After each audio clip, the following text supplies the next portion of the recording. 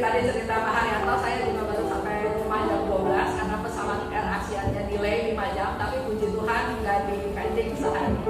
Kita ngadain ini KKI KJ, ngadain Porta Santa di Kalimantan. Jadi dari Pontianak ke Singkawang sampai ke Kucing. Dan puji Tuhan kita semua sekarang ada di sini. Oke, kita mau cerita tentang keluarga. Sudah dilayang ya? Lanjut, dari sono.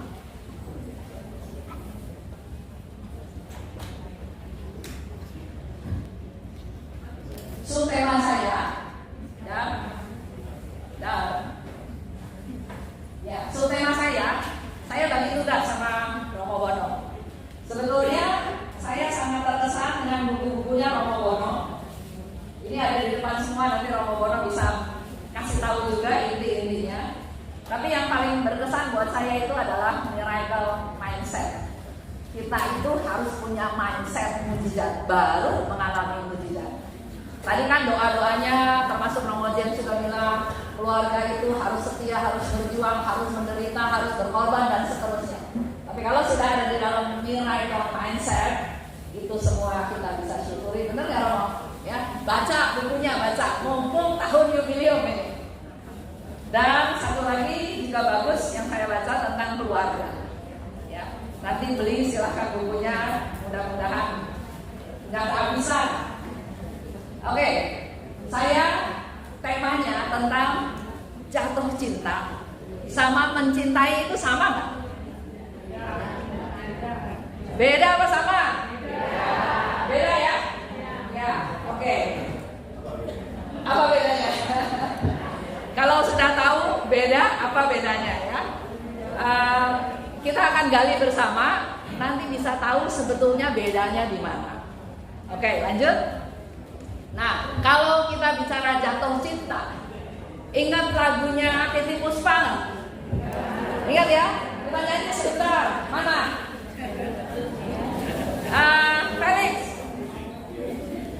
Felix sana? Nggak ada ya? Nggak apa-apa, kita nyanyi aja ya. Siapa yang pernah jatuh cinta? Siapa yang lebih dari 2 kali? Jatuh cinta boleh berkali-kali loh.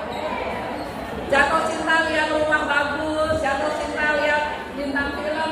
Romo pernah jatuh cinta nggak? Jujur, sering. Kalau Romo Bono gimana? Biasa jatuh cinta. Ya, jatuh cinta itu hal yang sangat wajar. Ya, tapi hari ini kita mau bahas ya tentang jatuh cinta, dan saya mau ajak. Kalau nggak ada pemusiknya kita nyanyi aja ya, ada teksnya kalau nggak salah. Teksnya ada dari sono. Ayo kita nyanyi ya, yang masih ingat nyanyi. Ini yang datang pasangan boleh berdiri. Yang datang pasangan silahkan berdiri. Malu. Ayo yang merasa pasangan berdiri. Nah gitu, tepuk tangan.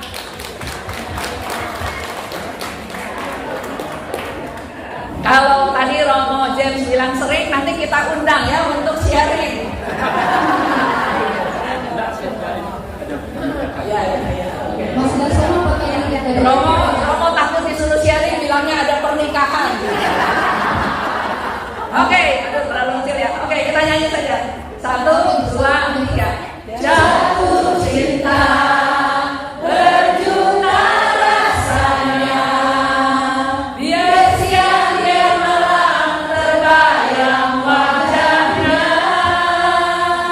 Jatuh cinta berjuta indahnya.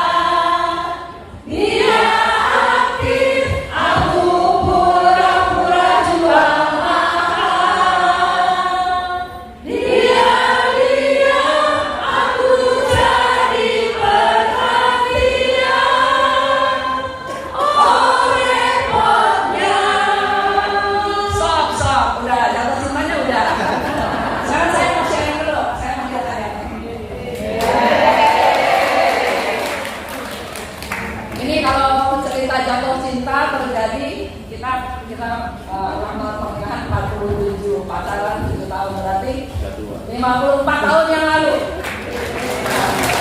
Nah, kalau bicara seperti yang Titi Puspa bilang, jatuh cinta berjuta rasanya, betul nggak? Aku. Contohnya ya, ini sedikit sharing aja. Dulu rumah saya itu di Bandung, di Panaitan. Dia rumahnya daerah Dago. Saya waktu pacaran awal-awal, saya suka bilang sama mama saya, "Mah, mau beli apa nggak di Dago ya, di toko bos, kita ke rumahnya ya." Mamanya bilang, "Ya beli ini, beli." Biasanya saya kalau disuruh pergi-pergi itu males. Tapi dengan alasan mau beli sesuatu, jadi saya pergi ke toko bos. Alasannya ke mama. Tapi di toko bos beli kue. Waktu itu nggak punya uang, jadi beli kuenya juga cuma 1-2 lapis sugit 1 ya, kue mangkok 1 gitu loh. Datang ke tempat kosnya dia. Pura-puranya mampir kasih kue, tapi sebetulnya ketemu gitu ya. Itulah ya. Itulah cerita. Telurnya cium. Itulah ceritanya jatuh cinta. Jadi bisa berbagai alasan. Sama Haryanto juga alasan ketemu saya bingung kan kalau tiap hari ketemu dia nawarin diri, mau nggak diantar badminton? Saya tuh main badminton setiap hari. Jadi dia datang antar main badminton dan untuk setoran. Waktu itu tuh zamannya kena pajak. Kalau dia datang ke rumah saya, adik-adik saya berlima tuh masih pajak malak ya. Malaknya gampang, bawa martabak. Setiap bawa martabak urusan selesai. Ya itu kan sedikit cerita tentang jatuh cinta. Jadi kalau kita sekarang ya nanti balik lagi ya Romo. Ternyata Romo James itu ngomong jatuh cinta, jantungnya deg-degan. Jadi dari kata seperti itu gitu loh. Nah, katanya ada pernikahan. Oke, kita semua seperti tadi saya tanya tentang jatuh cinta. Semua itu mengalami jatuh cinta. Kalau bilang jatuh cinta, pemikirannya tuh langsung ke orang, ya. Tapi sebetulnya yang namanya jatuh cinta tuh macam-macam. Lihat mobil bagus ya, wah senang. Terus lihat lagi yang lebih bagus, jatuh cintanya pindah dari mobil ini ke mobil yang lain. Seperti itu. Atau mungkin kalau kita ibu-ibu lihat tas ya, lihat tas bagus, senang gitu ya. Oh cari uang, gimana ngumpulin uang supaya bisa beli tas itu, jatuh cinta gitu ya. Atau baju dan lain-lain. Tapi saya memang mau cerita tentang, karena bicaranya tentang keluarga. Keluarga asalnya dari dua orang, laki-laki dan perempuan, menjadi suami dan istri. Nah awalnya sekali kita biasanya jatuh cinta dulu atau kenalan dulu?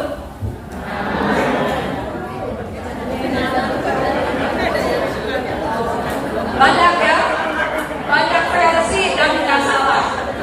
Ada yang kenalan dulu, kenalan, jalan sana, jalan sini, lama-lama orang ini menarik gitu ya. Katanya biar hitam, biar putih, biar jelek, biar bagus, tetap bilangnya paling cakep, paling bagus ya. Itu orang jatuh cinta. Jadi ada yang kenalan dulu baru jatuh cinta, tapi ada juga yang begitu melihat pandangan pertama ya. Ibu kayaknya sering nonton drakor ya. Kalau drakor itu selalu pandangan pertama ya, jatuh cinta. Tapi itulah suatu pengalaman yang wajar. Kita semua mengalami. Setelah jatuh cinta, terus setelah kenalan, terus makin lama makin dekat, terus pacaran, sampai akhirnya lebih serius lagi, akhirnya menikah. Menikah kita ke gereja, kita terima sakramen perkawinan, betul nggak? Masih kan nggak janji perkawinan? Ketawa saya tanya ya, kalian tuh masih kan nggak janji perkawinan? Coba seingatnya ada. Saling mengasihi dalam suka dan duka.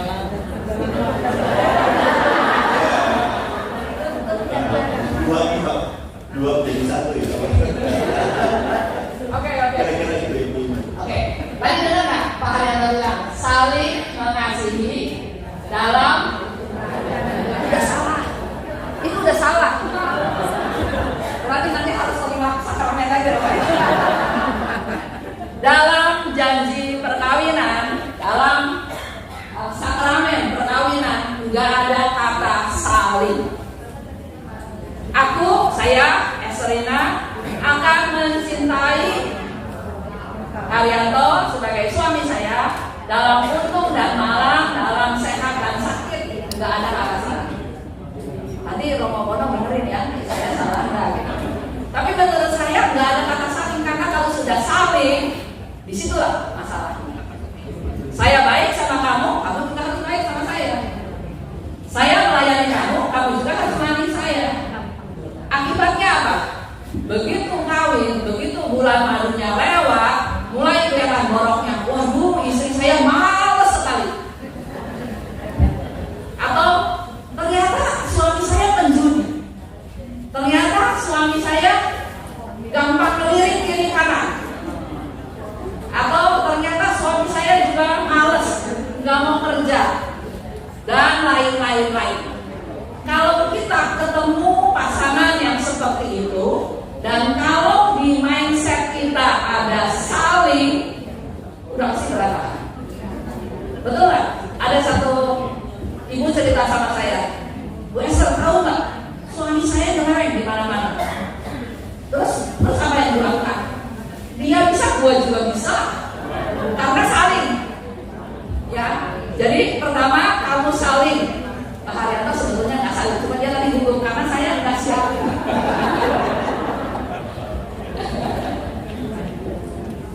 itu yang kalau saya lihat kan, itu yang mulai sebetulnya terjadi permasalahan dalam keluarga. Anak, Tuhan saya minta anak, doa sampai bertuntut-tuntut sampai ke Lourdes, sampai ke Fatimah, setelah 10 tahun dikasih anak. Terus anaknya kurang ajar. Terus gimana sebagai ibu? Aduh Pak, kalau kayak gitu mendingan kita nggak doa ya jadi nggak punya anak. Atau menikah alasannya apa? Mau punya keturunan. Terus kalau nggak punya anak, terus gimana? Sekali lagi kan, karena alasannya mau punya anak. Jadi kembali lagi, di dalam hidup pernikahan kita, apalagi yang sudah menerima sakramen perkawinan, kita harus balik lagi ke akar permasalahannya, ke sumbernya, ke awalnya ya. Ini dasarnya udah boleh lewat terus dasarnya. Nggak apa-apa, oke.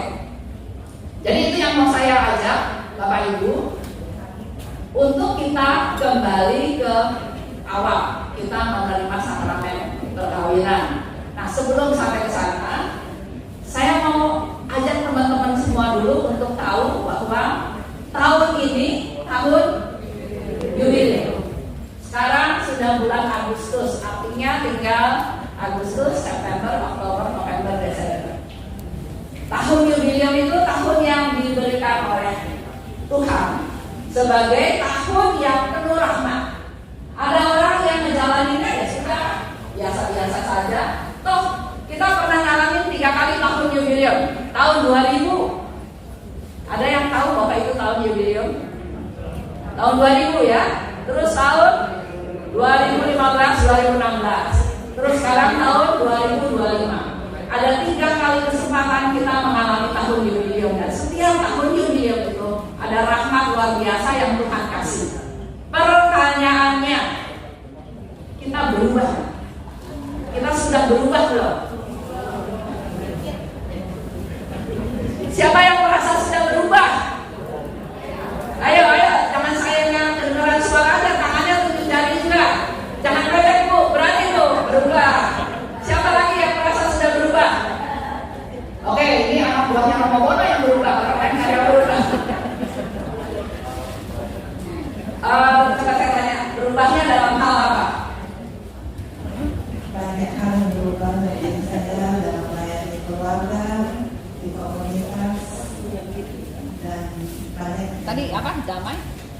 Melayani, istilahnya sudah penuh kedamaian dalam melayani baik di keluarga dan komunitas. Ya. Merasa damai dalam pelayanan, baik di keluarga atau di komunitas. Ibu datang, ada anggota keluarga nggak di sini? Nggak ada. Ya, ini saya kasih contoh aja. Kadang-kadang kita suka merasa kita sudah berubah, sudah merasa lebih damai, sudah merasa lebih sukacita ya dalam pelayanan maupun dalam dalam keluarga. Ini yang baju kuning semua kan tim pelayanan ya, sama-sama komunitas ya. Coba sekarang saya tanya Debbie deh, dia berubah nggak? Atau masih ada yang lama? Jangan takut, jujur.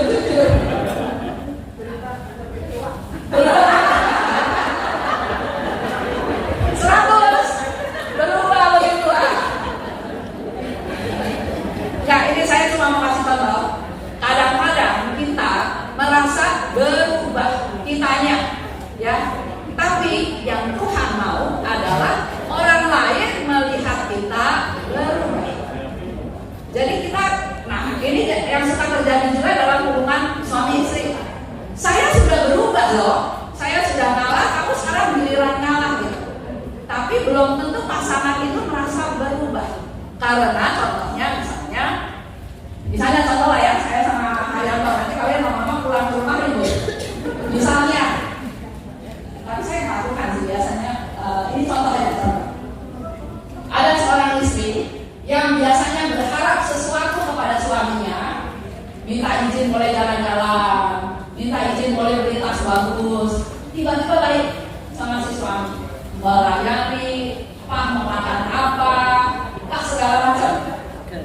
Si suami pikir istri saya berubah, iya kan? Tapi itu udah dosa loh, kita udah nipu dia. Karena ujung-ujungnya saya ada maunya. Nah, kalau si suaminya nggak peka atau nggak mampu, hubungannya jadi baik atau nggak baik? Jadi nggak baik. Akhirnya dia pergilah ke Pak Yuyu. Tanpa saya ngomong ke Ibu, Pak Yuyu langsung kasih nih Wester, tas branded. Sudah nggak? Nah, itulah yang akhirnya terjadi nanti ada will, ada feel. Si suami pura-pura nggak peka, orang lain lebih peka. Betul ya? Jadi dalam hidup pernikahan itu memang banyak ranjaunya, banyak bahayanya. Tapi kembali lagi, puji Tuhan kita ada di tahun jubileo. Rahmat Tuhan kalau saya bayangin ya selalu, rahmat Tuhan itu seperti hujan. Kalau waktu di Sarawak saya kehujanan, nah Tuhan lagi kasih rahmat. Atau sebaliknya waktu saya di Holiday di Roma, panas sekali sampai 41-42 derajat. Tapi saya nganggap itu rahmat Tuhan memberi panas. Jadi kembali lagi miracle mindset itu kita harus terus berpikir bahwa dimanapun saya berada, saya ada dalam zona mujizat. Ya, itu. Nah ini ajakan saya ke teman-teman semua juga. Perjalanan pernikahan nggak gampang. Suami istri beres, sama anak nggak beres. Suami istri beres, sama mertua orang tua nggak beres. Sama saudara nggak beres. Sama anak beres, sama suami istri nggak beres. Ada pasangan-pasangan yang sudah menikah puluhan tahun, akhirnya masing-masing. Ada yang pisah rumah, ada yang pisah raja, ada yang pisah kamar, ada yang bahkan di rumahnya pun peralatan dapur atau bahan-bahan di dapur, kecap sendiri, gula sendiri. Jangan ketawa, ini terjadi. Jadi suami istri itu karena anak, dia nggak bisa cerai, malu katanya, malu sama tetangga, malu sama anak, malu sama cucu. Tapi hidupnya udah nggak oke. Jadi apa yang terjadi? Di dapur dibagi dua, bukan hanya pisah ranjang aja. Barang-barang di dapur pun saya pernah masuk ke rumahnya. Saya mau ambil kecap, dia bilang bu, jangan yang itu punya suami saya. Ambil kecap yang ini, gitu kan? Lucu kan? Tapi terjadi. Nah, apakah mau hidup seperti itu terus? Kalau saya tanya sama teman saya itu, ya gimana lagi bu?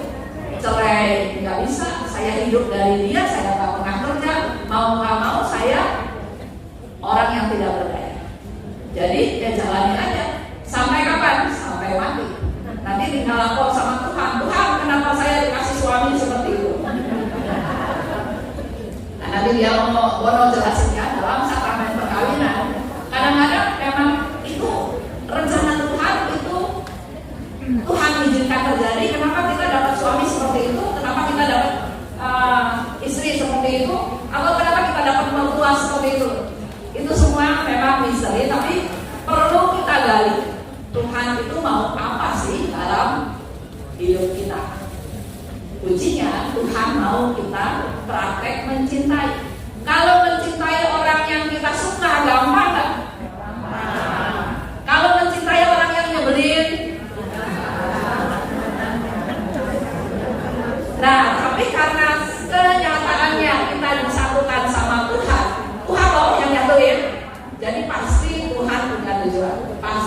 punya maksud.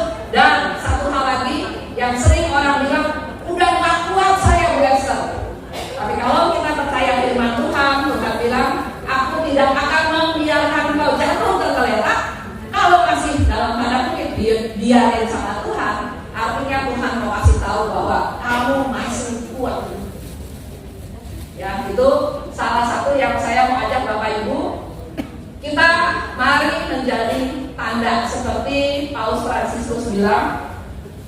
Mari kita jadi tanda. Jadi ada 3 hal ya. Tahun jubileum ini kita dipanggil untuk jadi tanda harapan nyata untuk yang membutuhkan. Sebelumnya, ya, apa-apa. Kedua, untuk jadi pribadi yang semakin dewasa. Katanya kerahiman, kemana-mana bawa pakai logo kerahiman, tapi perbuatannya belum. Kadang-kadang kita memang dituntut sama orang-orang sekitar. Tapi tuntutan itu bukan membuat kita takut, tapi justru membuat kita diingatkan sama Tuhan. Ayo, balik. Nah, seperti contoh ya, saya ingin kita semua menjadi tanda. Kita manusia tuh sering lupa. Saya pun suka gini, doa, Tuhan, saya mau setiap langkah saya bersama Engkau. Tapi udah sore, udah malam, waktu doa, seolah-olah Tuhan Yesus bilang, kamu tinggalin saya loh, rencana sendiri, kerja sendiri, ngomel sendiri.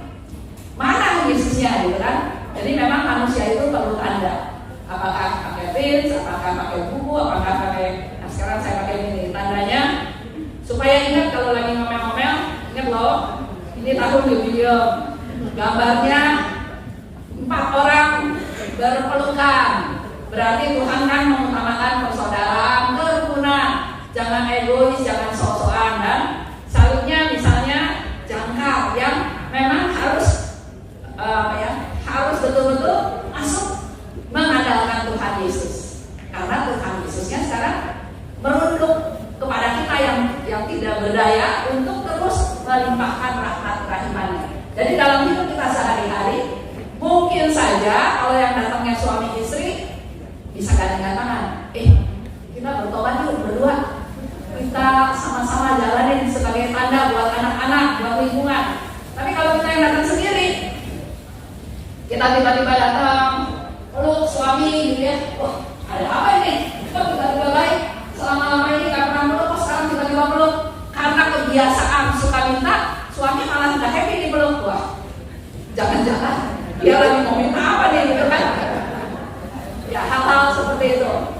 Saya ingin Bapak Ibu punya niat yang ada di sini semua, punya niat dalam hati, bila Tuhan saya mau jadi tanda Tuhan hadir ya. Nanti saya bagikan juga gambar ini, gambar kerahiman, memang tipis, tapi bagian belakangnya bisa ditulis.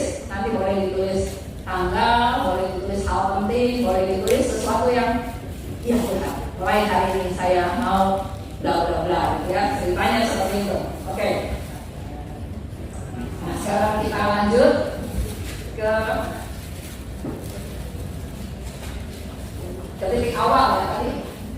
Ya. Jadi ingat tentang janji perkawinan. Aku akan mencintaimu.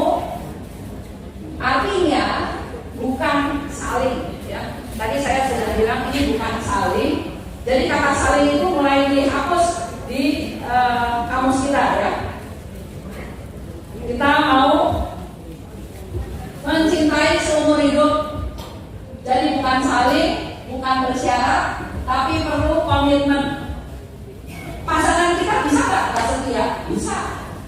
Tapi kalau pasangan kita nggak setia, kita jangan ikut-ikutan nggak setia. Karena si jahat masuk ke situ. Justru kita kalau pasangan kita nggak setia, kitanya yang justru harus lebih setia untuk supaya dia sadar bahwa dia juga sebetulnya ada janji pernikahan. Sebetulnya setiap orang itu punya hati nurani. Tapi kenapa orang itu bisa nyeleweng ke sana ke sini? Kadang-kadang dia mengambil hal-hal yang tidak menyenangkan buat dia, terus itu dijadiin senjata. Contoh ya, ada seorang ibu, suami istri mau cerai. Datang ke Romo, bukan di paroki ini ya, di paroki lain. Datang ke Romo, tapi datangnya satu-satu. Romonya datang berdua, orang yang satu udah mau cerai, yang satu nggak cerai, jadi nggak pernah bisa datang bareng. Akhirnya, ya itu saya juga kurang happy sama Romo itu ya. Bukan ngeberesin Romo, tapi seolah-olah itu bukan urusan saya kalau kalian nggak datang berdua gitu ya. Dan yang lakinya itu kebetulan orang Dewan Paroki, Pak Yuyu, bukan di gereja ini, tenang. Jadi si Romonya lebih dekat ke si suami. Dengan cerita-cerita si suami, dia melihat tayangan si istrinya nggak beres gitu. Tapi karena Romonya nggak mau ketemu, akhirnya mereka, si suaminya ini mau nggak mau tetap daftarin ke pengadilan untuk proses cerai. Setiap proses cerai itu harus ada alasan. Alasannya apa? Dicari-cari alasan. Alasannya katanya, selama saya menikah lebih dari 20 tahun, istri saya nggak bisa masak. Kalau alasan suami kayak gitu, mungkin saya udah dicerai sama Pak Haryanto udah berapa lama yang lalu. Jadi pengadilan nggak bisa ketok palu kalau nggak ada alasan. Jadi yang dicari-cari alasan. Apa alasannya? Tidak bisa masak. Jadi akhirnya terjadi perceraian. Hal-hal seperti itu kan sangat disayangkan dalam arti setelah 5 tahun kemudian si suami mulai sadar bahwa dia salah. Tapi kan udah istilahnya udah ketok palu, ya, malu juga sama kiri kanan. Nah, itulah bahaya-bahaya yang harus kita jaga terus ya. Itu hanya sekedar contoh. Jadi kembali lagi perlu komitmen. Komitmen itu saya dan Tuhan. Baru bisa kuat. Kalau komitmen sama pasangan, sama suami atau sama siapa, dia nggak komit, kita juga jadi nggak komit kan. Itu yang pertama. Terus yang kedua, nah ini nih, saya baca dari buku Romo nih. Kayaknya waktu persiapan pernikahan, kayaknya yang nomor 4 sama nomor 5 ini nggak pernah disebutin. Disebutin nggak ya dalam pendidikan pernikahan? Saya kan udah married-nya udah 47 tahun yang lalu, dan waktu saya mau terima sakramen perkawinan nggak ada cerita ini. Ternyata manusia itu punya kelemahan. Di sini ada nggak yang nggak punya kelemahan? Semua punya kelemahan ya? Semua. Nah, contoh, kita sebagai wanita, kita tuh harusnya tahu kelemahan laki-laki. Satu, dia itu kalau salah nggak pernah mau ngaku salah, betul nggak?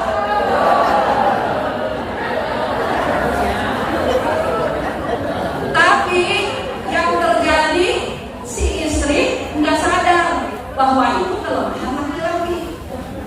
Bahkan biasanya dikejar, ayo ngaku salah, ayo ngaku salah, ngaku salah, sampai udah nggak bisa apa-apa. Karena itu kelemahan laki-laki, susah ngaku salah, dia tetap nggak ngaku, sampai si istrinya kejar terus kan. Nah itulah yang terjadi ketidaknyamanan. Pulang ke rumah, kenapa wangi, kenapa pulang malam, kenapa nggak makan malam, dikejar kan. Dia hanya sebetulnya waktu mau pulang itu dia udah mau ngaku, sorry ya, saya pulangnya malam karena terpaksa diajak makan sama istri bos. Istri bosnya dekat-dekat, jadi bau minyak wangi, dia udah punya pikiran baik gitu ya. Tapi karena si istri tidak kasih dia kesempatan untuk bercerita, dengan muka yang garang, dengan marah, langsung dikejar. Nah itu sebetulnya kelemahan laki-laki, nggak mau ngaku, takut. Karena begitu dia ngaku, ya tadi saya diajak makan sama istri bos. Kenapa bau wangi? Ya soalnya dianya dekat-dekat. Kamu kenapa nggak menghindar? Terus kenapa ini ada baju ada lipstick ada apa? Nah kelemahan perempuan juga, hei bapak-bapak, suka kepo, suka mau tahu segala macam urusan. Di kantor udah ruwet, berhadapan dengan segala macam permasalahan. Sampai rumah istrinya nanya dari A sampai Z. Pergi sama siapa, makan sama siapa, ketemu sama siapa, tadi ngapain? Gitu kan. Nah ini kita harus belajar. Bukannya misalnya tahu ya, kita sebagai istri tahu kelemahan laki-laki itu susah ngaku dosa atau susah minta maaf. Ya kita nggak usah cecer. Tapi dia bisa berubah dengan biasanya, misalnya ya, biasanya ini apa? Kopi kok nggak panas, kopi kok nggak manis. Biasanya suka ngomel. Hari ini dikasih yang lebih jelek, karena kita kan lagi kesel kan, kasih yang lebih jelek, dia bisa bilang, ih manis ya, enak ya. Itu kita harus melihat sebagai suatu permintaan maaf. Jadi bukannya dicecer, saya nggak tahu nih teorinya Romo Bono nanti bagaimana. Tapi kalau menurut saya, kita sebagai wanita harus tahu kelemahan laki-laki. Bukan setelah tahu terus kita cecer, tapi justru kita harus maklum kalau itu kelemahan dia. Dia susah mengaku bersalah, susah minta maaf. Kedua, punya hobi. Ada nggak di sini hobi suaminya yang susah banget diomongin sama istrinya? Ada ya, misalnya mobil nggak boleh kebaret sedikit aja udah marah. Itu ternyata kelemahan laki-laki juga. Punya hobi yang kita nggak bisa larang. Apalagi di sana, matanya lebih gampang tergoda. Itu harus ngaku loh laki-laki. Betul nggak Pak Yu? Kita katanya rumput tetangga lebih hijau. Bukannya berarti kita mau ngetes suami kita nih. Kasih perempuan cantik, pakai mini, nggak pakai BH. Oh, kita mau ngetes. Dia setia enggak? Salah. Karena itu kelemahan laki-laki. Jadi kalau sambil jalan di mall, dia jalan, dia bilang sama saya, lihat tuh perempuan itu cantik. Kita gak usah cemburu. Memang itu kelemahan dia. Biarinlah, cuma lihat saja. Ya, biarin aja. Tinggal bilang aja, itu cuma bisa dilihat. Di rumah ada yang gratis. Jadi susah aku bersalah, egois ya, dia juga egois. Terus apa lagi? Misalnya ya, hobi wanita judi dan egois. Itu kelemahan laki-laki. Jadi jangan dicecer kelemahannya, tapi justru si perempuan itu harus maklum. Nah, bapak-bapak, perempuan ya, pendendam. Jadi jangan bikin dia sakit hati, itu sampai kemana-mana ingat terus. Betul loh? Betul nggak? Yang suami-suami ini tahu nggak istrinya pendendam? Sifat atau kelemahan wanita itu pendendam, sakit hati, terus kepo yang tadi saya bilang. Bukan urusan kita juga ikut ngomong, ikut dengerin, ikut gosip. Sana gosip, sini gosip. Itu kelemahan wanita. Jadi daripada dia gosip Pak, daripada dia nanya kita ngapain aja, lebih baik pulang ke rumah itu cerita. Udah cerita selesai, dia ngerasa dihargai. Banyak perempuan yang merasa tidak dihargai. Udah masak enak ya, Bu Mei, betul lah. Udah masak enak, udah keringetan di dapur sampai 2-3 jam. Begitu siapin di meja makan, sorry Pak, ada rapat. Dia merasa tidak dihargai. Dan juga nggak berarti. Suka nggak? Kalau wanita merasa tidak berarti. Ini kelemahan ya, ini kelemahan, bicara kelemahan. Nah, maksud saya, kalau kita sebagai wanita tahu kelemahan laki-laki, mulai maklumi, jangan dicecer. Ada satu cerita, suaminya kayaknya selingkuh, kayaknya karena di mobil itu tiba-tiba ada tiket Ancol, ada lipstik ketinggalan. Nah, si istri ini nyecer, tadi kemana? Terus ya dicecer. Si suami takut menyakiti hati istrinya, jadi dia nggak mau cerita. Tapi istrinya tahu dari beberes di mobil ada tiket ke Ancol. Begitu ketahuan, istri sudah punya persepsi negatif. Si suami juga udah mulai takut. Wah, saya ketahuan salah nih. Oh, tadi mobilnya dipinjam sama teman. Ya udah, istrinya tenang. Besoknya temannya istrinya kasih lihat foto, gua lihat kok suami lu ada di Ancol. Padahal nggak sejauh pikiran si istri. Tapi karena tidak ada kejujuran, karena tidak dendam, jadi dia nggak ngomong. Jadi banyak sekali celah-celah yang menyebabkan hidup kita itu amburadul gara-gara orang lain. Nah, diharapkan setelah kita tahu kelemahan suami, bukan dicecer tapi disupport. Oh, dia hobi mainin itu burung, nyanyi-nyanyi gitu ya. Ya udah, biarin aja. Jangan dimatiin, karena dimatiin besoknya beli lagi, karena itu hobinya dia. Ya, selanjutnya lagi, bapak-bapak juga, kalau tahu istrinya kepo, dia mungkin ya kasihan. Kalau istri yang tidak kerja di rumah itu, anak pergi, pembantu nggak ada, dan di rumah dia kerja dari pagi sampai sore sampai malam. Dia mau cerita apapun nggak bisa. Jadi begitu suaminya pulang, mulai dia bercerita, sedangkan suaminya udah penuh sama urusan kantor. Terus akhirnya dia nangis, aduh saya nggak dihargai. Percuma saya kawin udah puluhan tahun juga, padahal dulu dia yang kejar-kejar saya, jatuh cinta sampai berlutut. Itulah kenyataannya. Nah, lanjut, kalau kita mau kembali ke titik awal. Jadi poinnya adalah Tuhan mau kita mencintai. Susah kan? Percuma nggak? Udah tua, nggak ada yang sia-sia. Tuhan masih kasih kita umur, masih kasih kita kesempatan untuk mencintai. Apakah bisa mencintai seperti yang Tuhan mau? Itu urusan nanti. Tapi yang penting kita sekarang adalah kita punya niat, Tuhan, saya mau mencintai. Saya mau, itu dulu ya, punya niat.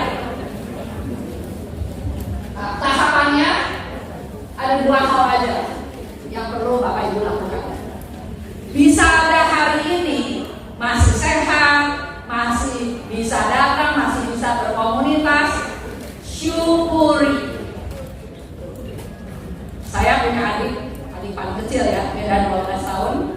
Suaminya waktu itu bypass, jadi Haryanto bypass, 2 minggu kemudian dia harus bypass. Kalau Haryanto memang ketahuan, dicek, dikirim ketahuan ada 14 sumbatan dan dokter bilang harus bypass dan dia tidak mengalami gejala apa-apa. Sedangkan adik ipar saya pasang ring, terus sampai dokternya bilang nggak bisa pasang ring lagi, harus bypass. Jadi kondisi dia udah jelek, padahal umurnya 60 tahun. Kondisi sudah jelek, tapi dia merasa kuat karena lihat kakak iparnya sudah di bypass di dokter yang sama, di rumah sakit yang sama dan sehat, sembuh. Dia akhirnya di bypass juga.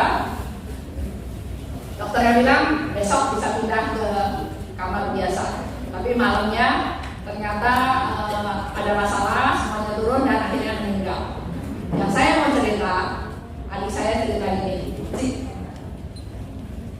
kita waktu hidup sering ribut, tapi pada saat saya merasa ingin pegang tangan dia aja, udah gak bisa. Percuma nyesel juga. Nah sekarang pegangan tangan, saling pasangan, coba rasakan masih nyetrum nggak? Kalau udah nggak nyetrum, nanti ada pemberkatan di pernikahan lagi ya Romanya. Ikut sama kawin masal, diberkati lagi. Kalau nggak paham jatuh, masih nyetrum.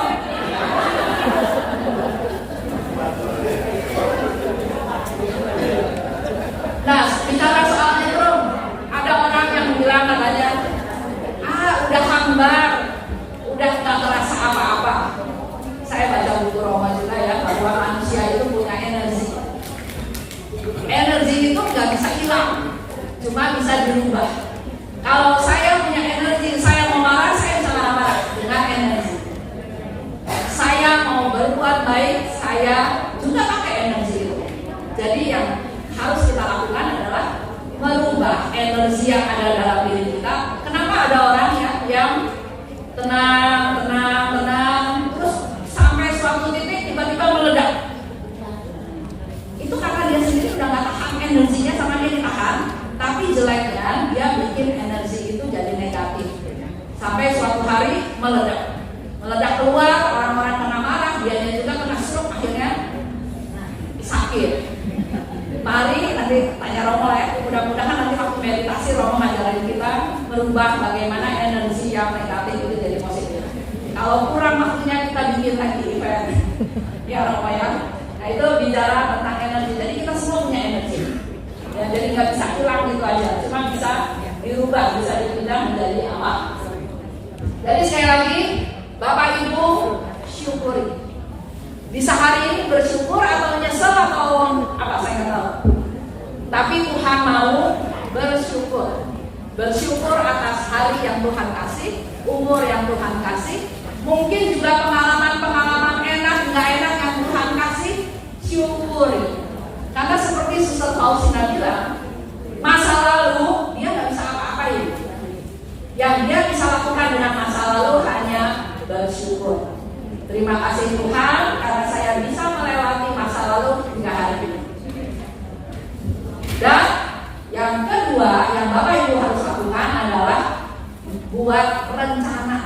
Jangan ya sudah Bu Esther udah lansia, udah tua, udah kemana-mana nggak bisa main mobil sendiri, di rumah aja, anak cucu mantu udah nggak ada, suami atau istri udah meninggal, ya sudah. Bangun tidur, jalan-jalan sedikit, makan pagi, terus istirahat sebentar, tidur, nanti siang makan lagi, nanti sore makan lagi, malam seperti itu, besok terus kayak gitu sampai Tuhan panggil. Saya punya adiknya mama juga, dia orang Kristen tapi dia bilang, buat apa ya saya hidup, istri suami nggak ada, anak nggak punya, buat apa saya hidup? Nah, orang-orang seperti itu adalah orang-orang yang sebetulnya menurut saya sangat menyedihkan. Tuhan kasih kita umur, Tuhan mau kita berkarya. Dulu saya pernah ke Tacloban City ya, di Filipina, pergi ke satu rumah, isinya tuh para lansia. Ada yang udah buta, ada yang cuma diranjang aja, ada 5 orang. Pagi-pagi ada Romo datang. Dalam hati ini, wah Romo ini baik juga ya, mau mendoakan si para lansia ini. Tapi waktu saya amati, justru Romo ini minta didoakan oleh si oma-oma di sana. Saya bilang, Romo, saya pikir Romo mau doain mereka. Enggak Bu, saya butuh doa-doa dari oma-oma semua untuk saya mulai hari saya. Jadi artinya tidak ada orang yang tidak berguna. Kita ada waktu berdoa ya berdoa. Bahkan orang yang lagi sakit di rumah sakit pun jangan mengeluh, Tuhan kenapa saya sakit. Pakailah waktu untuk berdoa. Ya, jadi semua waktu itu bisa kita pakai. Jadi kembali lagi, saya ingin ajak Bapak Ibu punya rencana. Saya mau belajar mencintai seperti yang Tuhan mau. Hendaklah kamu sempurna seperti Tuhan sempurna. Sempurna dalam hal apa? Bukan dalam hal nyanyi, bukan dalam hal ngomong, tapi dalam hal mencintai, mengasihi, mengampuni. Itu yang sering bilang susah ya. Susah apa gampang mengampuni?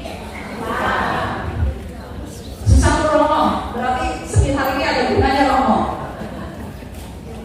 Ya, jadi saya harap teman-teman bersyukur, buat rencana baru, karena sebetulnya tadi sudah kita berdoa juga. Mencintai itu sama dengan kita rendah hati, kita mengampuni, kita mengasihi. Kita harus lihat orang lain lebih penting. Nah, setelah sampai sekarang, ada yang bisa menyimpulkan nggak bedanya jatuh cinta dan mencintai?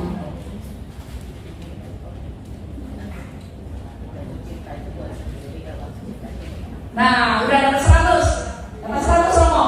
Kita tinggal lihat omongannya sesuai kalau. Betul ya buat teman-teman semua. Jatuh cinta itu saya lihat dia senang, saya lihat dia happy. Kalau nggak ketemu kayaknya serasa bagaimana, tapi begitu ketemu, mungkin yang dilihat sama kita sebel, lagi-lagi kita ya. Tapi yang senang kita itu yang jatuh cinta. Kalau mencintai justru adalah kita harus fokus ke orang itu. Salah gue nggak apa-apa. Tuhan bilang mencintai tanpa syarat. Susah. Tapi buat Tuhan, kalau Tuhan suruh sesuatu pasti kita juga bisa. Cuma perlu usaha. Ini yang Tuhan mau ya, supaya mencintai kita levelnya naik. Bukan sampai di dasar saja waktu senang, happy, udah nggak senang tinggalin, udah keok, tinggalin cari yang muda ya. Atau kalau suami saya miskin terus, saya cari yang kaya, masa mau hidup kayak gini terus? Itu semua karena masih cinta diri. Tapi Tuhan mau kita mencintai seperti Yesus. Yesus mencintai kita semua. Dia datang ke dunia mau disalibkan? Enggak, awalnya enggak. Allah mengirim putranya untuk menyelamatkan kita. Dengan cara apa? Dengan berbagai cara, yang penting kalian selamat. Dengan akhirnya dia mengorbankan diri sehabis-habisnya, disalib apa segala macam. Tujuannya cuma satu, bahwa saya sebagai Yesus putra Allah bertanggung jawab untuk keselamatan kalian semua manusia. Begitu pula dengan para bapak. Para bapak ini seperti Yesus di kepala keluarga. Sebetulnya rumah tangga itu berantakan apa enggak berantakan, itu tanggung jawab suami loh. Hei suami. Nah, sebaliknya wanita itu sebagai apa? Penolong. Kalau ya, tapi disebutin kalau tulang rusuk itu wanita itu sebagai penolong. Kalau suami sama istri kalau kayak gitu, yang lebih kuat yang mana? Yang laki apa yang perempuan? Yang benar. Jadi penolong itu harus lebih kuat dari yang laki-laki ya? Jadi kalau laki-lakinya salah, yang punya mau dipukul. Jadi harus kenal juga, Tuhan, saya istri, saya ini penolong, makanya saya harus lebih kuat dari si suami. Kalau suaminya ngaco, kita yang harus bimbing dia, tarik dia.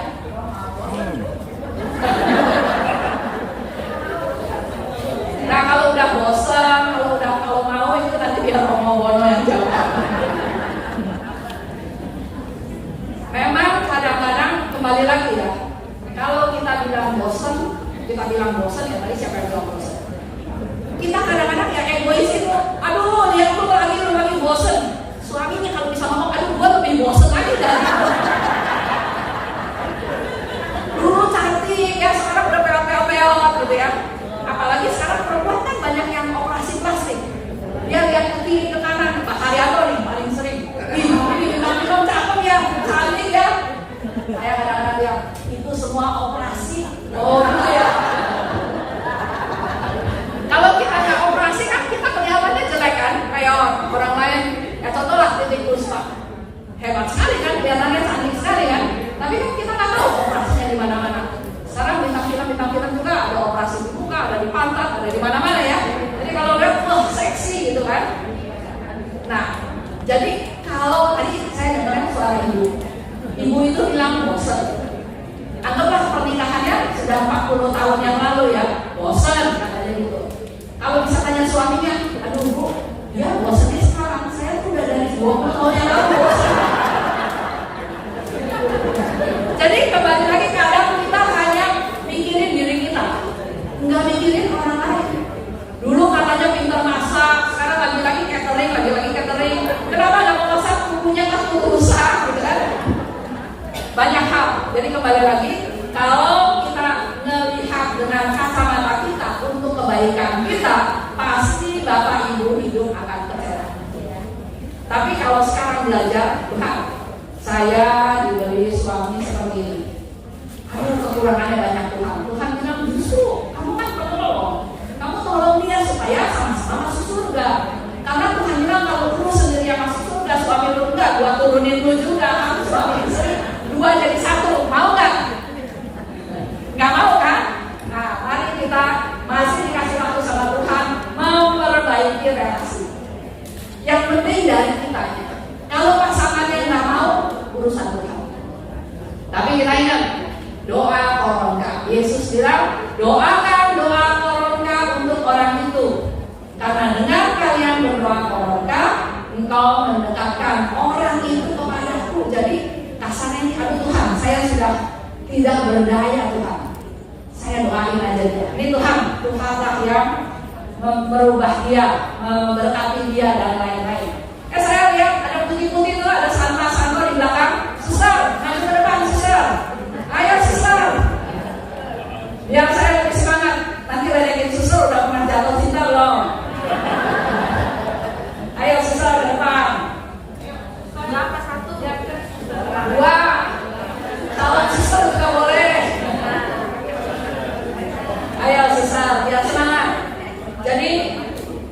Ini suster-susternya luar biasa. Walaupun kebayangnya keluarga suami istri, tapi suster mau datang. Karena suster juga anggota dari keluarga, betul kan? Iya, betul. Ibu. Ini suster. Jadi kita bisa ada seminar hari ini juga karena doanya suster-suster. Betul. Terima kasih suster, duduk di depan. Ya, kasih saya semangat suster. Soalnya dari depan saya udah suruh duduk depan, nggak mau saya nggak apa-apa. Tenang, saya di depan saya bisa panggil. Itulah yang menjadi pasarnya di depan suster. Oke, lanjut. Nah, kalau intinya sekarang saya sudah bersyukur dan saya sekarang berencana untuk menjadi orang yang mencintai. Kalau mengandalkan diri sendiri kalian pasti gagal. Pasti gagal. Nah, yang harus kita lakukan adalah nempel sama Tuhan, mengandalkan Tuhan. Saya kasih beberapa janjinya Tuhan ya, berkaitan dengan yang kita mau bahas. Contoh dari Diary Faustina. Jadi karena kita berdevosi kepada kelahi laki-laki, jadi buku ini menurut saya penting harus punya. Kemarin ada satu ibu kasih saya buku ini. Saya bilang, kenapa dikasih saya? Aduh bu, saya nggak punya waktu bacanya. Saya dalam hati ya, nyesel sekali ya. Kenapa dia udah punya sesuatu yang luar biasa, tapi malah dia nggak membaca, malah dia kembaliin. Tapi terus dia tambahin, Bu Esther kan mau ke Merauke, ibu bawa ya bukunya buat kasih orang Merauke. Oke, jadi masih ada perbuatan baik ceritanya ya. Tapi menurut saya sangat sayang karena dalam buku Diary Faustina ini betul-betul mencatat apapun yang Suster Faustina dengar dari Tuhan Yesus. Dari Tuhan Yesus ya. Jadi nanti boleh beli, boleh baca. Nah, pertama di nomor 1578. Rahmat kerahimanku hanya dapat diperoleh dengan menggunakan satu bendera, yakni pengharapan. Kalau kita mau dapat rahmat Tuhan, satu aja dasarnya, percaya. Tuhan bilang, kalau kamu berdoa, kalau kamu sedang mengantar orang itu kepadaku, percaya aja. Itu aja yang penting ya. Jadi Bapak Ibu mau punya keinginan, Tuhan saya mau jadi istri yang baik, Tuhan saya mau jadi suami yang baik, Tuhan saya mau jadi suster-suster yang baik yang bisa menghibur, mendoakan para umat. Punya niat ya, niatnya itu disampaikan kepada Tuhan, tapi nggak bisa hanya niat, perlu langkah. Nah, untuk melangkah ini supaya kita nggak ragu-ragu, kita pegang janji-janjinya Tuhan. Tuhan bilang saya akan kasih rahmat kalau kamu bawa pengharapan. Semakin besar berharap pada Tuhan, semakin Tuhan akan B2479 DOJ Suzuki minta dipindahin. Kalau nggak dipindahin dikonversi. B2479 DOC. Ya. Oke, lanjut. Di 1273. Jadi di buku Diary ini ada nomornya sampai sekitar 1800 kalau nggak salah. Jiwa yang mengandalkan kerahimanku adalah jiwa yang paling beruntung, sebab aku sendiri akan menjaganya. Ini janjinya Tuhan. Jadi dalam hubungan suami istri misalnya, Tuhan saya mulai hari ini mau melayani suami saya. Kalau kemarin disuruh masak saya nggak mau, hari ini saya mau belajar melayani dengan masakan saya. Dia sudah berdoa sama Tuhan, Tuhan saya mau melayani suami, melayani anak-anak dengan masakan saya. Tapi karena baru sekali masak setelah kawin 50 tahun, kira-kira masakannya enak apa nggak enak?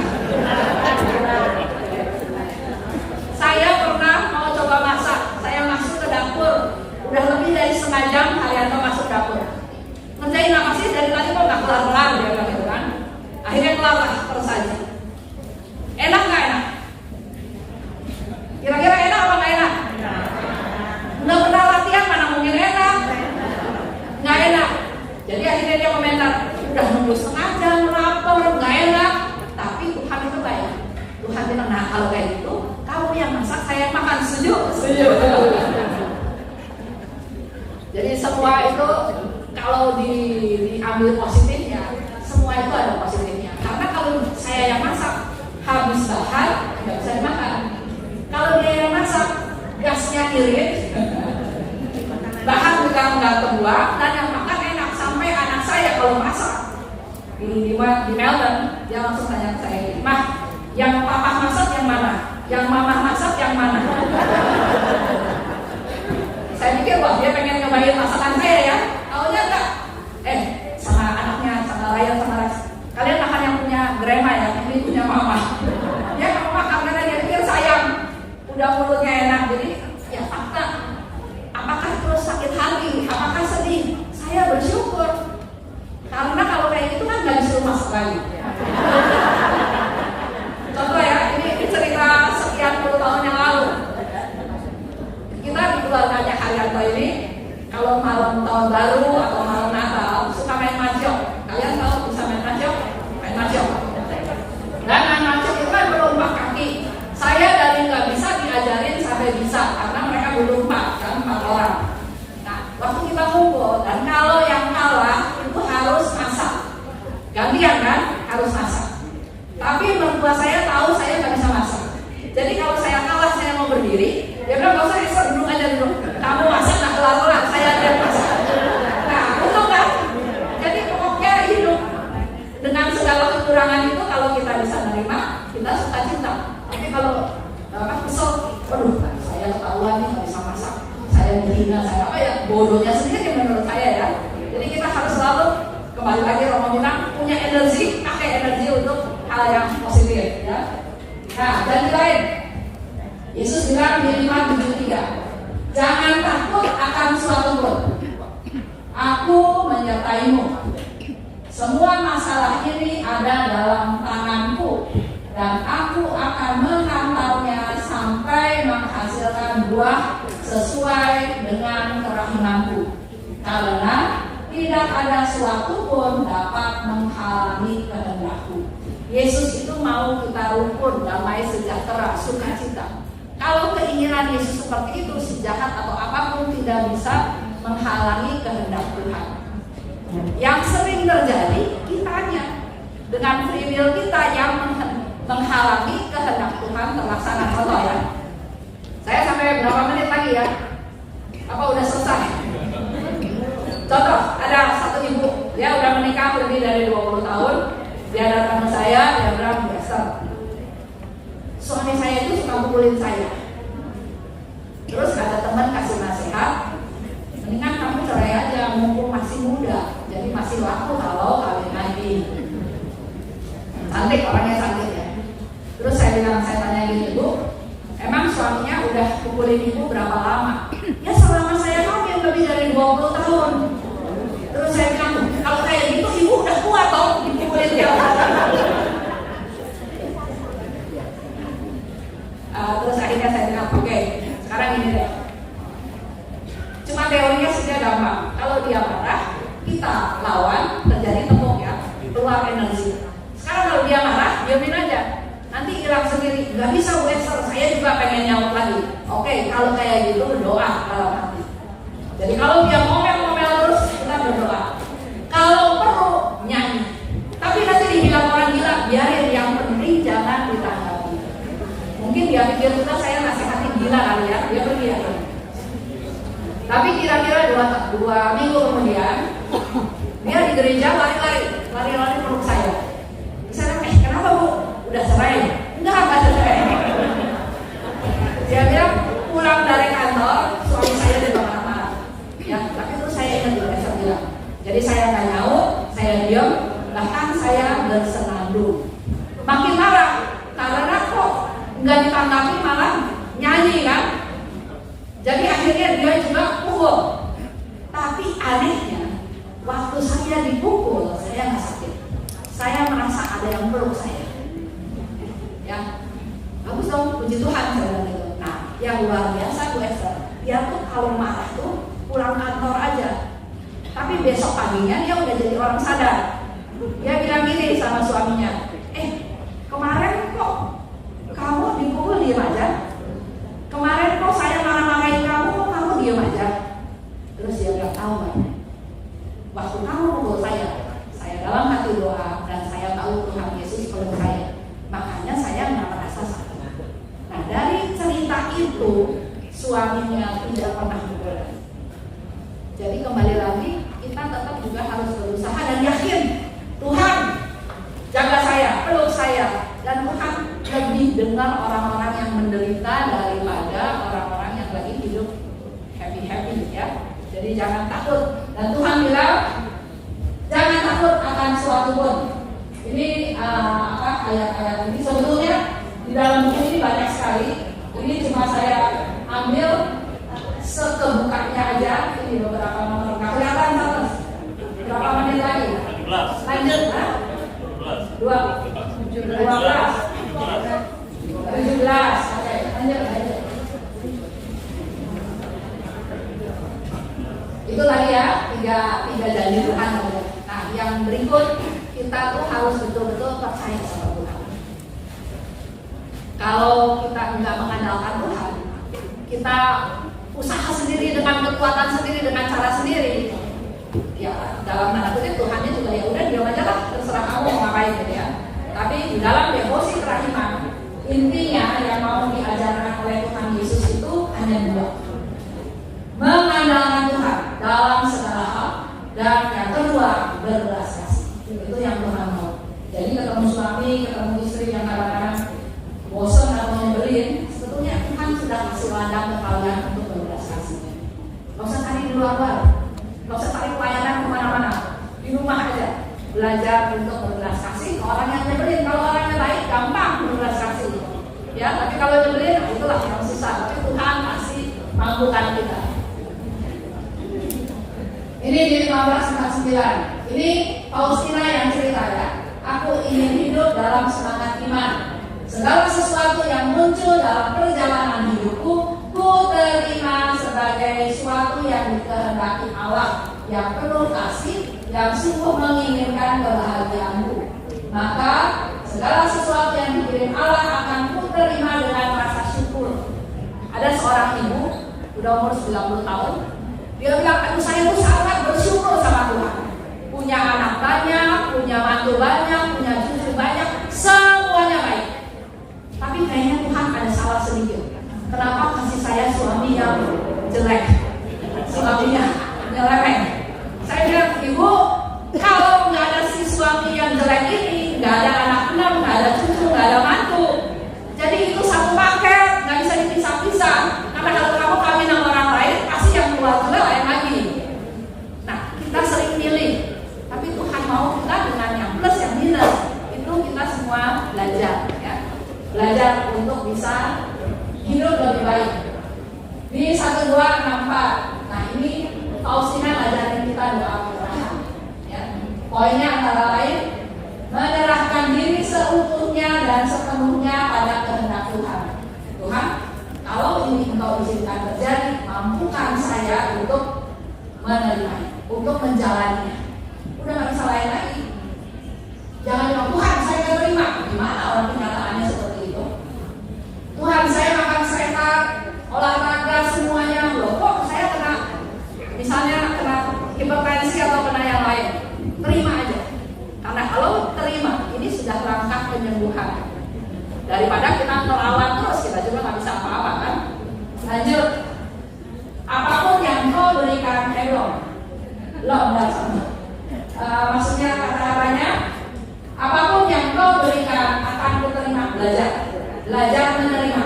Jadi kalau Tuhan kasih, contoh ya, dulu saya dikasih, saya punya anak 3, anak yang satu oke sekali, yang kedua oke, yang ketiga, waduh luar biasa. Ulangan dapat 2 sama dia di pamer-pamer mimpi sekolah. Dianya gak malu, yang malu pokoknya. Karena pokoknya selalu dapat 9, 10 gitu kan. Disuruh diam, udah bisa diam. Pernah gak naik kelas, saya bilang, aduh ini kita bolak-balik dipanggil dulu gara-gara anaknya ketiga, yang ke-1, kedua lewat. Tapi justru melalui peristiwa itu, kita berdua jadi lebih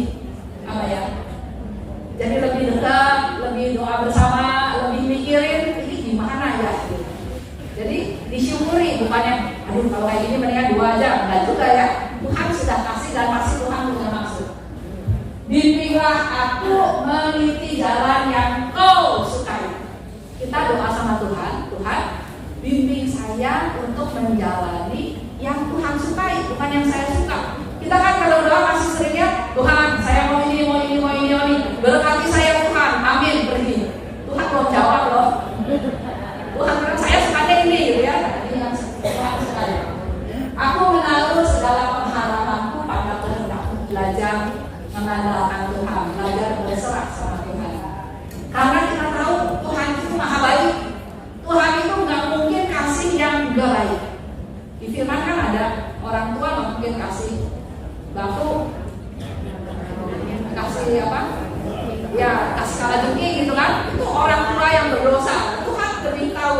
Cuma memang kita nggak bisa tahu titik kesananya. Tapi pasti imani segala yang kita alami itu adalah langkah-langkah untuk kita jadi semakin sempurna, semakin menyenangkan Tuhan. Lanjut. Nah ini ya dikasih tahu, rahmat Tuhan hanya mengalir pada yang rendah hati. Jiwa yang rendah hati menyenangkan hati Allah.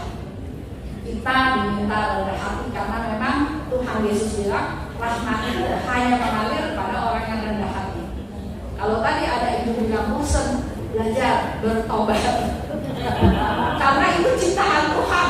Tuhan udah bikin sedemikian rupa, jadi harusnya tidak membosankan. Gimana caranya nggak bosan? Lihat dengan lebih teliti, lama-lama pasti ada sesuatu yang baru. Jadi nggak bosan ya, ya. Lanjut. Nah, rendah hati ya. Sorry, satu. Ya. Rendah hati ini juga beberapa contoh aja dari Gairi nomor 56. Orang yang rendah hati itu bukan merendah, dimarahin merendah gitu ya, tapi ngaku bahwa saya ini berdosa, saya ini tidak berdaya. Kita bisa ngomong, kita bisa nyanyi, kita bisa punya posisi bagus, kita bisa kaya segala macam, itu bukan jasa kita. Itu semua Tuhan yang kasih. Bahkan waktu Yesus tanya, kan Faustina bilang begini, Yesus, saya persembahkan pelayanan saya, doa saya, mati raga saya. Yesus bilang, itu bukan punya kamu. Kamu tuh gak punya apa-apa. Terus Faustina juga bingung loh. Kalau gitu, saya punya apa? Yesus bilang, kamu cuma punya kepapaan. Yang kamu punya tuh dosa. Kita nyanyi, kita hebat, kita sehat, kita segala macam itu karunia Tuhan. Jadi jangan pernah kita merasa sombong bahwa saya hebat, saya bisa ini, bisa itu. Enggak. Nah, orang yang rendah hati adalah orang yang sadar bahwa saya ini enggak punya apa-apa di hadapan Tuhan. Yang ada cuma kepapaan, yang ada cuma dosa. Itu orang yang rendah hati ya. Contoh lanjut. Nah, ini juga sama. Orang yang rendah hati adalah orang yang punya keinginan. Jangan kehebatan kita itu diketahui sama banyak orang. Bahkan kalau Sister Faustina maunya, bahkan Tuhan pun kalau bisa nggak tahu bahwa saya menderita. Jadi bukan orang hebat cerita atau sebaliknya orang menderita cerita ke semua orang, gua kan lagi menderita, gua kan susah. Enggak, simpan sendiri karena kita cerita sama orang yang lain juga. Apakah orang itu ikut prihatin? Apakah orang itu bisa ikut bantu cabut penderitaan kita? Belum tentu. Malah ngomongin ke laki ternyata ya dia bla. Orang yang siap melayani, orang yang bersikap apa adanya. Pernah ada satu saudara saya juga tinggal di kawasan elit. Karena dia tinggal di kawasan elit, dia tinggal di situ karena rumah mertuanya. Jadi mertuanya pindah ke Singapura, akhirnya dia tinggal di kawasan elit. Akibatnya kehidupannya udah nggak sesuai. Kalau misalnya contoh Natalan, kalau kita mungkin kasih kue Natal yang harganya 200-300 ribu, tapi karena tinggalnya di kawasan elit, kasihnya yang 3 juta, 5 juta. Dia memang dapat kue Natal 5 juta. Kalau kita balas ke tetangga, kira-kira kasih yang 500 ribu, kasih yang 200 ribu, atau kasih yang 5 juta juga. Kalau kita apa adanya, ya terserah. Kamu mau kasih yang 5 juta, saya punyanya 200 ribu, kasih, selesai. Tapi ada orang yang gengsi. Masa dikasih yang mahal, saya balas yang mahal. Akibatnya, saya kasih juga yang mahal. Akibatnya, dapur nggak kebul, tetap belur, karena uangnya dibeli buat gengsi. Nah, gengsi juga biayanya mahal sekali. Saya pernah punya bos. Bos ini sangat dekat dengan waktu itu ketua PSSI. Saya dengar sendiri, dia ketua PSSI itu minta sumbangan dana. Dia bilang, oke, saya kirim 600 juta waktu itu ya. Saya bilang, Pak, kita kan lagi nggak punya uang, Pak. Tenang, nanti saya pinjam. Di situ baru Tuhan kasih tahu, orang yang mempertahankan gengsi lebih mahal, lebih bahaya daripada yang lain. Jadi gengsi itu akibatnya apa? Dia kirim 600 juta, dia utang. Akibatnya apa? Apakah orang itu berterima kasih? Enggak. Di otaknya dia, kalau saya perlu donatur, saya cari dia lagi. Makin babak belur lagi. Jadi apa adanya? Ada kasih, ada yang dikasih. Ini saya buat kasihnya. Tas murah meriah. Tapi akibatnya apa? HP saya nggak pernah ketinggalan karena biasanya hilang atau di mana. Dan yang kedua, untuk porta santa. Jadi kemana-mana tinggal keluarin aja, udah ke porta santa di mana-mana. Saya sama Haryanto lagi berburu porta santa ceritanya. Kita sudah berapa 57 tempat ya. Bukan jumlahnya, tapi saya cuma mau sharing. Waktu tahun 2015-2016 kita Women Kristi juga betul-betul berburu porta santa. Dalam tanda kutip ya kita hidup biasa-biasa saja, tapi di dalam kehidupan itu sungguh-sungguh merasakan kenyataan Tuhan. Bukan berarti aman sentosa dari segala macam ya. Haryanto di bypass. Saya naik mobil di Pontianak di Kalimantan, tabrakan. Bahkan sudah mau terjun ke jurang. Orang-orang Dayak di situ bilang, untung Bu, minggu lalu ini ada yang terjun dan mati gitu ya. Terus saya berpikir, waduh kalau saya mati gimana tanggung jawab saya sama Charles sama Aan, karena waktu itu saya yang nyetir gitu ya. Jadi ikut Tuhan bukan berarti semuanya mulus, tapi saya yakin ada penyertaan Tuhan. Karena waktu itu Aan cerita, waktu kan kita nggak biasa depan pakai seatbelt, tapi belakang kan nggak pakai seatbelt. Jadi waktu mobilnya nabrak yang di jembatan, muter mau terjun, itu yang di belakang itu betul-betul bergonjang ganjing gitu ya. Tapi puji Tuhan tidak ada yang luka, tidak ada yang sakit, dan Aan waktu itu cerita seperti ada peluk sehingga dia nggak merasa. Tapi dia bilang, loh Bu Esther, ikut Tuhan kok mengalami hal ini. Saya bilang, nggak salah, itu kamu berarti nggak beriman. Justru dengan mengalami ini saya punya satu konfirmasi bahwa dengan ikut Tuhan, dengan berdoa malaikat Tuhan dikirim sama Tuhan untuk melindungi saya. Tapi kenapa masih celaka? Itulah puji Tuhannya, berarti saya tahu Tuhan menyertai saya. Jadi kita nggak bisa merasakan Tuhan kalau kita nggak mengalami masalah.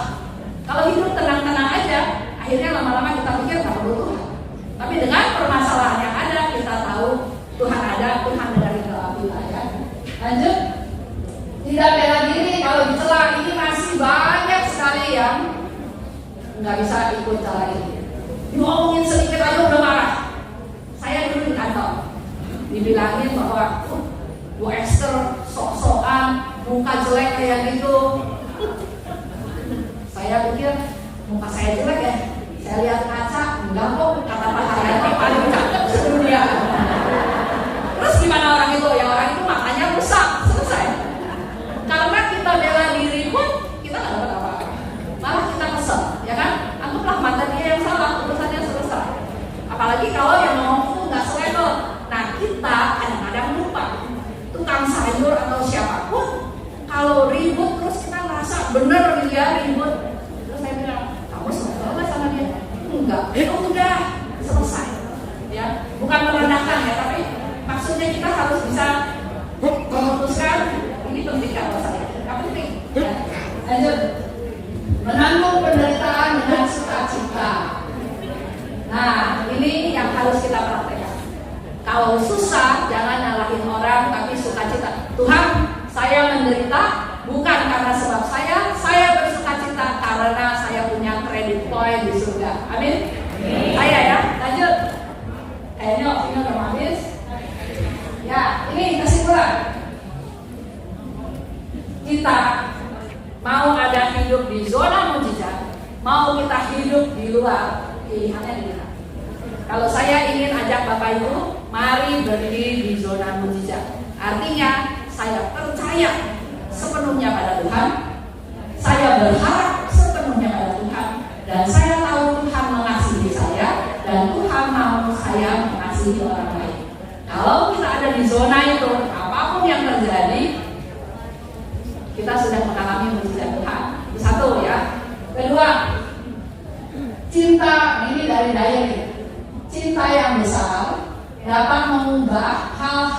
kecil menjadi hal besar. Hanya cinta yang memberikan makna pada kegiatan-kegiatan kita. Jadi apapun yang kita lakukan, satu, dasarnya cinta. Dengan cinta yang besar, walaupun kita melakukan hal kecil, contoh sekali lagi sebelum tutup. Kalau bapak ibu di rumah atau ibu-ibu lah di rumah, ada banyak sampah di rumah, nyapu, nggak ada pembantu, nyapu sendiri. Terus biasanya nggak pernah disuruh nyapu, kalau di rumah sendiri mungkin mau beres saja. Mungkin di rumah mertua, ke rumah mertua disuruh nyapu, nggak pernah pegang sapu. Terus apa yang dilakukan? Itu sampahnya dikemanain? Atau disuruh nyapu, happy apa nggak happy? Ayo, pernah ke rumah mertua nggak sih? Misalnya contoh ya, saya misalnya disuruh rumah mertua, Sir, nyapu di rumah lagi nggak ada mbak. Terus saya saya nyapu dengan ogah-ogahan, karena kan memang tujuannya bukan mau nyapu.